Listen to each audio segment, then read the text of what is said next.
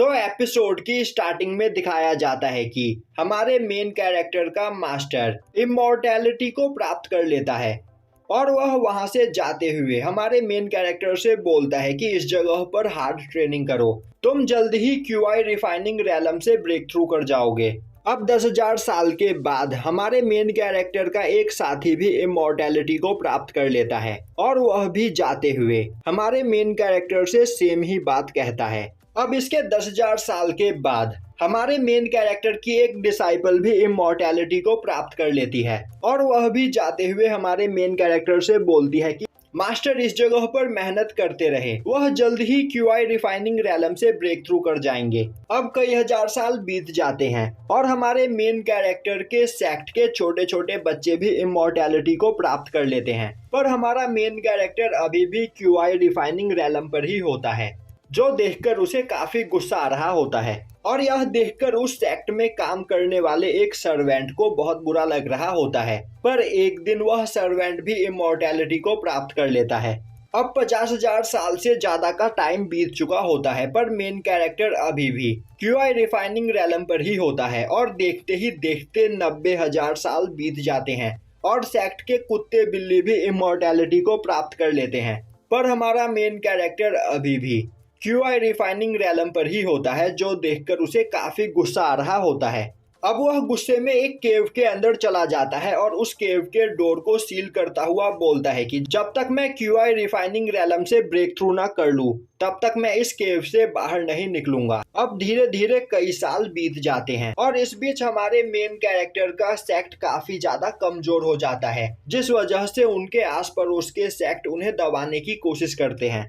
अब एक दिन एक सेक्ट का यंग मास्टर टियानलान सेक्ट में आता हुआ वहां की एक लड़की को धमकी देते हुए बोलता है कि तुम्हारा सेक्ट अब कुछ ही दिनों में डिस्ट्रॉय होने वाला है, तो यहाँ पर तुम्हारे पास बस एक रास्ता बचा है, तुम मुझसे शादी कर लो, वरना मैं आज ही तुम्हारे सेक्ट को डिस्ट्रॉय कर दूंगा। अब यह सुनकर उस लड़की को काफी ज्यादा गुस्सा आता है और वह बोलती है कि यहाँ पर चाहे कुछ भी क्यों ना हो जाए, वह उससे कभी शादी नहीं करेगी। जो सुनते ही वह लड़का अपने कुछ एल्डर्स को उस लड़की को उसके पास पकड़कर लाने का ऑर्डर देता है। अब यह सुनते ही दो एल्डर्स उस लड़की पर अटैक करने के लिए आगे बढ़ते हैं।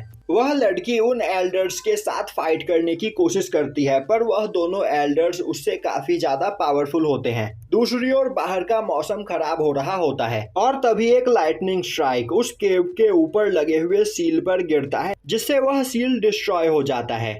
अब केव का दरवाजा खुलता है और केव के अंदर से हमारा मेन कैरेक्टर निकलकर बाहर आता है और अब वह बोलता है कि इस जगह पर मुझे ट्रेनिंग करते 10,000 साल का टाइम बीत चुका है, पर मैं अब तक क्यूआई रिफाइनिंग रैलम से ब्रेक थ्रू नहीं कर पाया हूँ और यहाँ पर कल्टीवेशन करते हुए मुझे 1,00,000 साल से ज्यादा का समय हो गया है, पर मैं अब तक क्यूआई रिफाइनिंग रैलम पर ही हूँ। अब वह बाहर मौजूद ऑरा को फील करते हुए बोलता है टियानलान सेक्ट के 200 एल्डर्स के ऑरा गायब हो चुके हैं, मतलब उन सभी ने भी इमॉर्टैलिटी को प्राप्त कर लिया। दूसरी ओर वह लड़की एल्डर्स के साथ फाइट कर रही होती है, पर एल्डर्स काफी ज्यादा पावरफुल होते हैं और वह उस लड़की को वहां पर घायल कर देते हैं।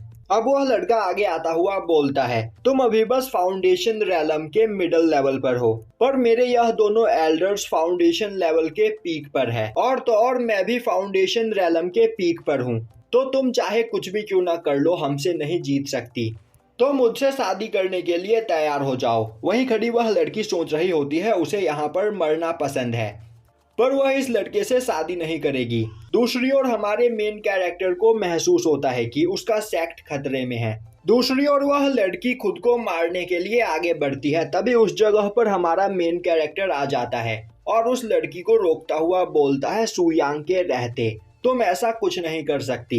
अब वह सभी लोग पहले सुयांग को देखकर डर जाते हैं, पर तभी वह लड़का हंसते हुए बोलता है यह तो अभी बस क्यूआई रिफाइनिंग रैलम पर है, तो आखिर यह खुद को समझता क्या है। और अब वहां पर सभी लोग सुयांग का मजाक उड़ाने लगते हैं।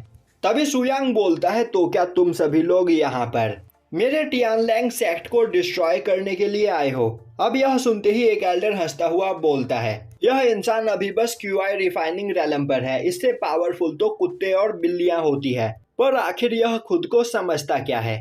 तभी दूसरा एल्डर बोलता है मैं इसे अपनी एक उंगली से मार सकता हूँ और अब वह सुयांग पर अटैक करने के लिए आगे बढ़ता है। उसी वक्त सुयांग अपनी एक उंगली का यूज करते हुए उसे मार देता है।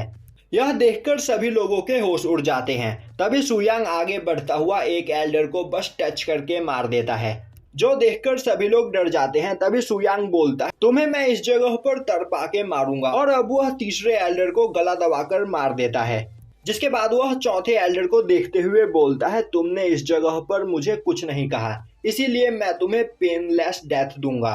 और अब वह चुटकी बजाकर उसे धूल बना देता है। अब यह देखकर वह लड़का काफी ज्यादा डर जाता है और बोलने लगता है कि यह क्यूआई रिफाइनिंग रैलम पर नहीं बल्कि गोल्डन एक्सिलर रैलम पर है, क्योंकि गोल्डन एलिक्सर रैलम का ही कोई पर्सन फाउंडेशन रैलम के पर्सन को इतनी आसानी से मार सकता है। और अब वह अपने साथी के साथ वहां से भागने लगता है। तभी सुयांग बोलता है, आखिर यह लोग डर क्यों गए? मैं गोल्डन एक्सिलर रैलम पर नहीं बल्कि क्यूआई रिफाइनिंग रैलम पर ही हूँ। और यहीं पर यह एपिसोड खत्म हो जाता है।